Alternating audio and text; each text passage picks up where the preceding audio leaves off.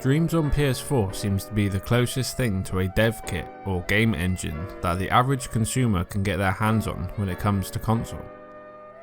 Game engines on PC are easy to get hold of, with some being free to download, giving anyone with a half decent PC the chance to dive in and make a game, or at least try.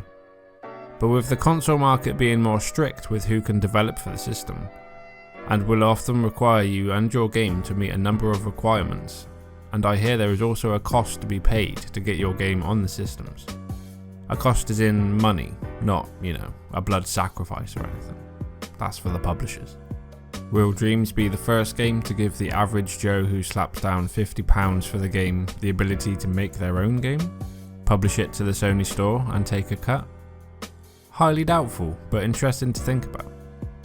What about setting up a Patreon and locking some in-game items behind their tier system for people who donate? Or private lessons for those who are willing to pay? Some of these have been brought up either on Twitter, fan sites, or the Dreams Discord, and have me intrigued. So today, I want to talk about a few ideas for making money with Dreams. Before we dive too deep into this, I want to start by saying that I know this is not what the game is about, or why Media Molecule made it, but since the game isn't out yet, talking about this stuff is all I can do. So let's start with the most obvious one and get it out of the way: streaming. With YouTube and Twitch, you can stream games and receive donations or get ad revenue, or even just stick your PayPal up. This is the most popular way and one I can see happening with Dreams, since it's all up to YouTube or Twitch to handle the money side of it and doesn't involve Media Molecule or Sony. But what if our dreams do come true? This may seem far-fetched, but what if Sony sets up some sort of program for creators in Dreams to have their game on the PlayStation Store and hand the creators a % of the sales? This is where things can get interesting. And as I said before, a bit far-fetched, but whatever. We don't have the game, so let's talk about it, right? So let's say there is a creator program after a year of Dreams 1.0, so the full game. This is run by Media Molecule on behalf of Sony, and allows them to pick and choose different creators that are making outstanding stuff. So let's say they choose me. It's my video, so let me dream, yeah? So I get an email or in-game notification from Tom Dent, the community manager at Media Molecule, saying I have been invited to join the creator program and would like more details from me. So I send in my bank details, phone number, form of ID, blood type, mother's maiden name, and I'm in.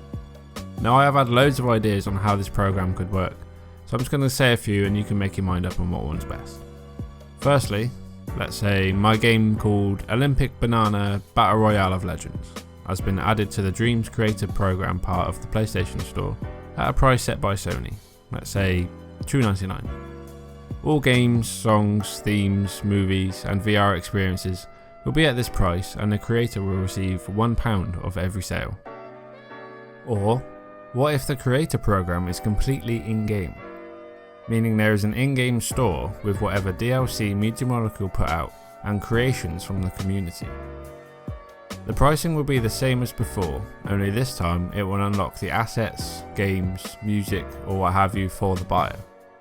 But Tom, I hear you say, why would I buy something for a game that gives me the tools to make it myself? I get that.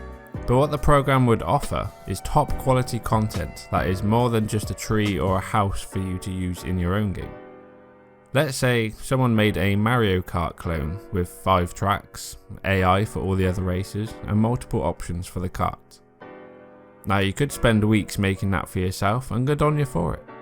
Or, if you're a player and not a creator, why not spend a few quid on a game to play for a few hours here and there? I know if I knew a creator that made amazing games and I see his new game for sale, I would buy it not just for the sake of playing it, but also for supporting a good creator.